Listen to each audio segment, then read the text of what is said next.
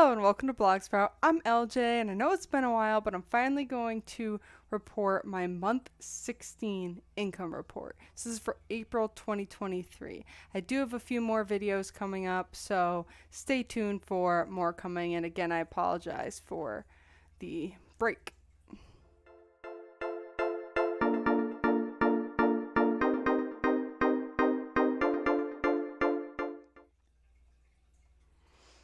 All right, so we're going to go through month 16 of my niche site. It's going to be the income report for April 2023. So I started this site in January of 2022. So the articles, there are still 435 posts on this website, and I haven't done anything since. So if we look at the page views, apologies for that. We can see that this month I had 61,000 users and 83,000 page views. I think that's slightly higher than what I saw in the previous month. So if we look at Ezoic reporting for page views in month 16 versus 15, there is one less day in April than there is in March, which is due, I think, to that small decrease. But if we take out the consideration of the day, it might actually be slightly more than the previous month, especially when we look in this center range. We're getting, a couple hundred more visits a day. So if we look at the overview, there was a lot going on in last year's September, and then, the decrease towards the beginning of the year, but there actually, I think, has been a steady incline up until this point. So if we look at month 16, I know this is always unusual for people, but I'm still only getting 57% of my traffic from Google, and then I'm getting 14% from DuckDuckGo, 10 from Bing, and 5 from Yahoo.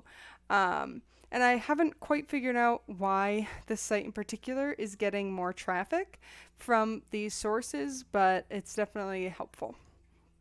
So if we look at Search Console, between the 2 months, there was slightly fewer clicks, but about the same impression. So you can see the average position went down ever so slightly over the course of the month compared to the other. If we look at Bing Webmaster, that has still been pretty consistent, considering there hasn't been much increase of articles and content. I don't really expect this to go up unless something major happens, but considering I'm already at an average position of 4, I'm not sure I can go up much higher. So this is just for month 16 in particular. There's 8.2 thousand clicks and 120,000 impressions. Not bad, almost 7% click-through rate. So if we look at Backlink, this has been really interesting for me because they are going down.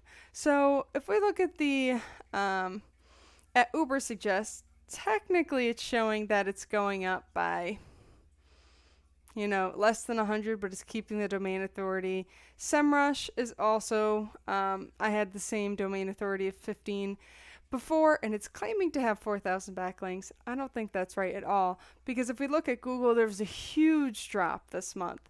There was 939 external links last month and only 369 this month. That's a huge drop. Granted, when I looked into my the backlink profile on Google, 700 of them were coming from one source. So to me, that indicates it was some type of spam. So I'm thinking that Google may have done some kind of spam, update, or was able to disavow some of these links on their own. So I think this 369 is more realistic, but now it's pretty sad to see such a low number. So if we look at Bing, according to Bing, it also went down, not by nearly as much. What is that, 40 or so? A little less than 40, 30. Referring pages. So about the same according to Bing. But when it comes to backlinks, I really haven't found one one of these metrics that really seems to be the most accurate. I'd hope Google is, but Google's no different than Bing. So, I mean, it is different than Bing, but how they should gain the information shouldn't be different unless there are fewer things indexed on, Google than Bing. Again, I'm not really sure how this works, so if someone has any insight into it, that would be awesome to help me figure out what the best way to track these backlinks are. So if we look at the income for the month, so the income for the month was $2,355.20. Not a bad month. This is just revenue. So there are some expenses that are taken into account, which we'll get into.